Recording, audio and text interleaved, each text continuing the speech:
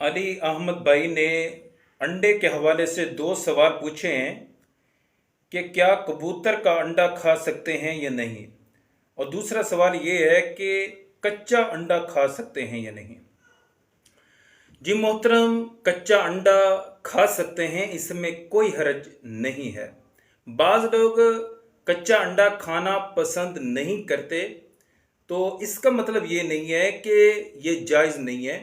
बिल्कुल जायज़ है कच्चा अंडा खाना पीना, इसमें कोई हर्ज नहीं है।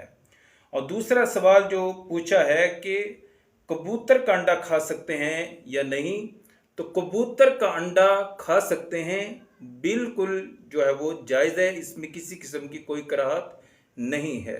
यह याद रखें कि जिन परिंदों का गोश्त खाना हलाल है, उनके अंडे खाना भी हलाल है। कबूतर का गोश्त हलाल है, इसलिए उसका अंडा खाना भी जायज़ है। बाकी बाद लोग ये कहते हैं कि अंडे के अंदर जो है वो बच्चे होते हैं, तो ये याद रखें कि हर अंडे के अंदर बच्चे नहीं होते।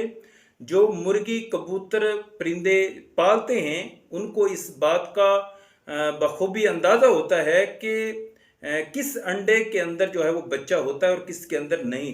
तो कबूतर का वो अंडा जिसके अंदर बच्चा नहीं, वो इस्तेमाल करने में कोई हर्ज नहीं है। बाज़ कहते हैं कि अंडे का छिलका जो है वो नापाक होता है, तो ये भी जो है वो झूठी बात है, खाना जायज़ नहीं है।